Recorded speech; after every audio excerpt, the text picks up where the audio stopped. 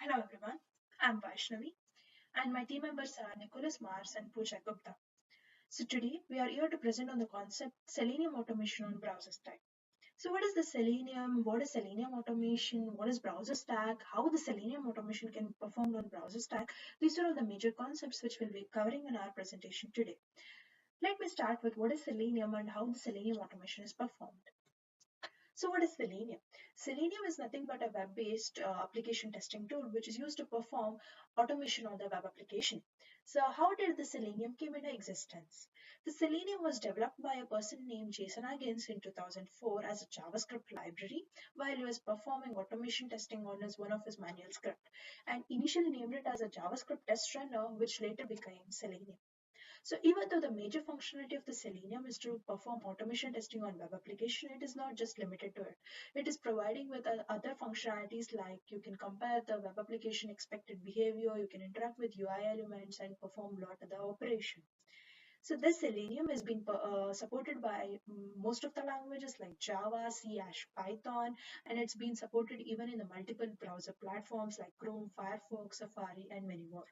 So we got to know what is Selenium, what is its functionality, how is the Selenium made up of, how do we write automation scripts using Selenium. That is what our next slide talks about. So what is the Selenium made up of?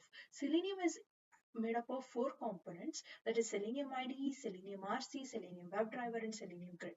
So what are these components? How do they work? We'll be talking in the next slide. So what is Selenium IDE? As the name itself suggests, it's an IDE. It's a Firefox plugin which has been deployed into the Firefox browser, and the Selenium IDE is being supported only by the Firefox browser. So once the plugin gets deployed into the Firefox browser, we'll be able to see an IDE named as Selenium IDE, where the user is provided with the option to record the test scenarios as per the web application flow and to stop it and to play back and to test whether the web application has been recorded in the correct manner or not. The next component of Selenium is Selenium Remote Control. So the Selenium Remote Control is one of the first web application testing tool which allowed the user to write the scripts in the user preferred language. And this is supported only in the browser wherever the JavaScript has been enabled. And the Selenium Remote Control is recently merged with WebDriver to make it much more powerful tool, and it's been released as Selenium version 2.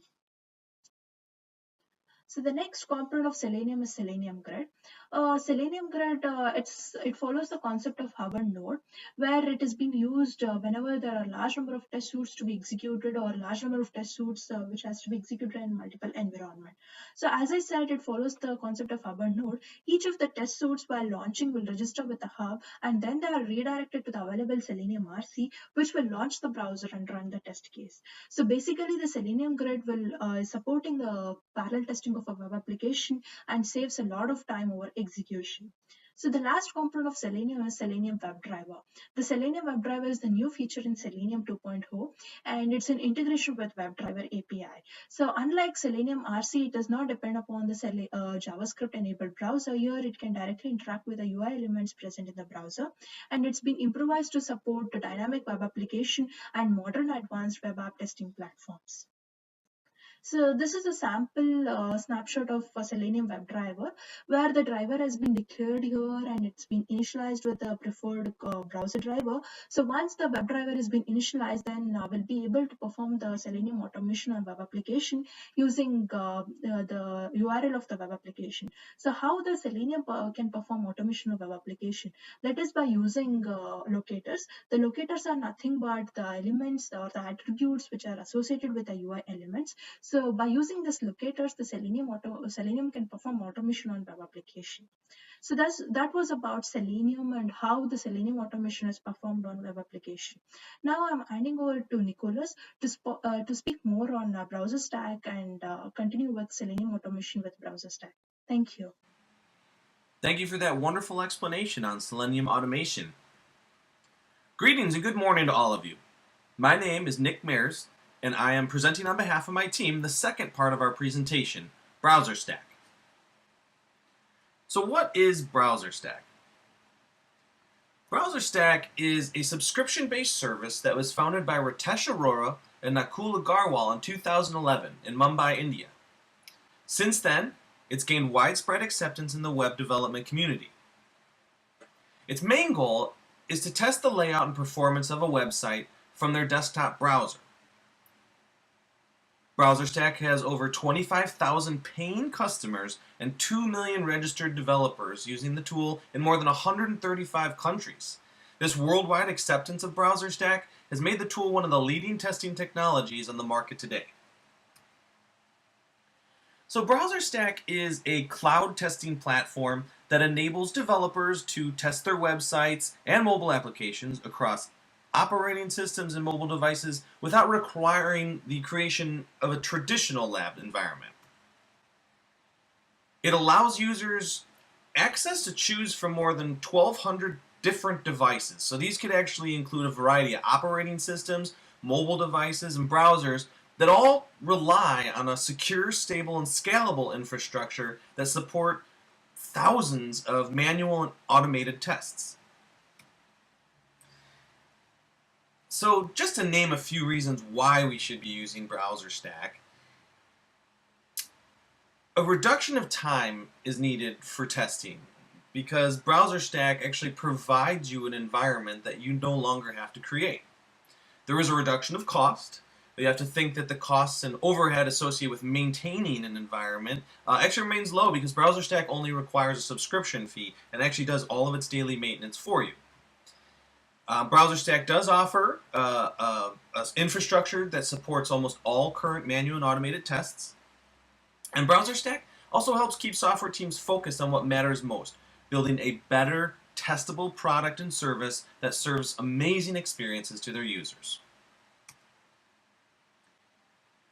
So to get up and running with BrowserStack, you start by setting up an account. There is a free trial if you're interested in trying it out, and there's also various pricing plans to consider when that trial period ends. When you log in, as you see here, you will notice that BrowserStack interface. The page's main area will allow you to specify a public address you want to view, or, as I'll kind of explain later, this is a cool feature that BrowserStack offers, is that you can use it to test internal applications on your own network. And as you also can see on the left, there are drop-down menus that you can use to configure what operating system and what browser you wanted to be looking at specifically. So here, this is a more close-up view of that drop-down menu. The first drop-down menu does show what current operating system options there are, which include desktop and mobile. And then directly below this one, there actually is a second drop-down that you can populate a browser selection on whatever operating system you're selecting from the first drop-down. Here we can see that second browser option, and after we select the first, which is Windows 7, we then can configure however we want. Again, this is another view just using the iOS option as our operating system. So when looking at this slide, we see that BrowserStack is providing you a look at how testing will work with this example with a website loaded on Windows 7. You can actually change any of this configuration on the fly and update the operating system or browser environment just by clicking that Update button on the left. Now, as I mentioned earlier, one of the many cooler options that BrowserStack service has is the ability to test locally. This is actually achieved by setting up a local environment, and it's handled from the command line. This allows you to test local and internal servers, such as a website or a local folder that has, say, JavaScript files, and you can access these remotely via the BrowserStack interface. And one last notable feature is the ability to actually generate screenshots of what websites look on a specific browser. This allows the user to actually quickly get a feel for the browser's capability and where issues may exist.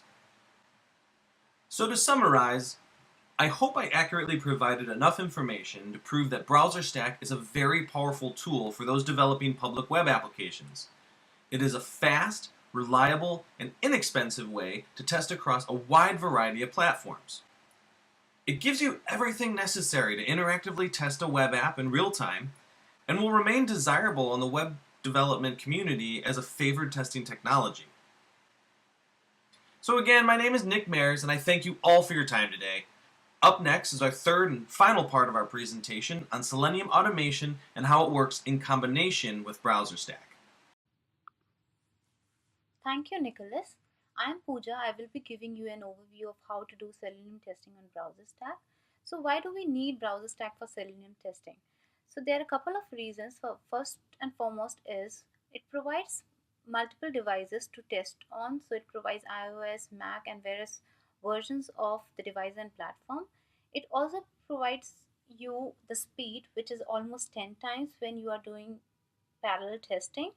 It gives you various languages in which you can write the test cases like C Sharp, Node, Python, etc.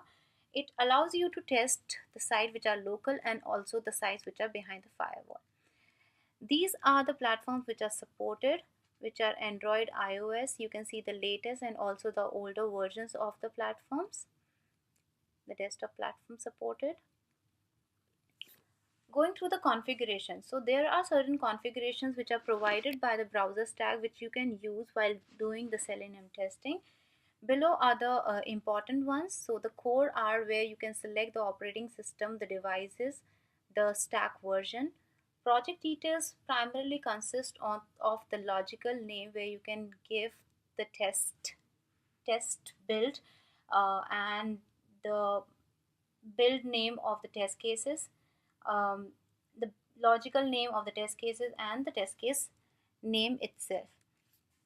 The test configuration is where you provide the debugging information as to if you want to record the video, if you want to save the screenshots of the running test cases, the network logs, and the network profile. You can even enable and disable the pop-ups which comes in Chrome, IE, and Safari. This is the configuration capability generator which you can see on the side, and where you can select the options and generate the script. I will be giving you a small demo where I will be using the Node.js framework to do the browsers to use Selenium testing with the browser stack. So this is my application where I have created three files, which is single, parallel, and local. And these are the tests files. So in the configuration file, basically you have the capability configuration, which I just showed you. And the test consists of the actual test case which we want to execute. So it hits the Google site, it types the browser stack, and then it sees if there is a name which is present in the site, which is button K, and if that executes, the test will pass. So if I want to run the single, I will run single, and this should execute as successful. um, yeah, so you can see that this has executed successfully. And if you go into the if you go into your account, you can see the test case executed, which is a minute ago. So you can click on the single test, you can see how it has performed, and you can even see the recording how it has done the testing. Similarly, if we want to test parallel test cases, we can also run the parallel file, and here what it will do is it will run on all the browsers which you have mentioned in the configuration file. This is how you can do the parallel testing. And you can also see, in the similar way, you can also see here the parallel test cases running, and I have already run the parallel test cases, so you can click and see all the logs which you have enabled. So this is how you can easily test the application.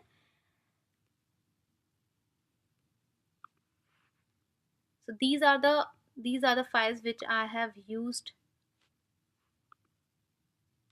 These are the files which I have used in the application. So in the end, I would say that Selenium testing is powerful, but it has become more powerful by using browser stack, because it has allowed the testers to focus more on scenarios and test cases rather than spending time in building the infrastructure to test the suitcase. Thank you.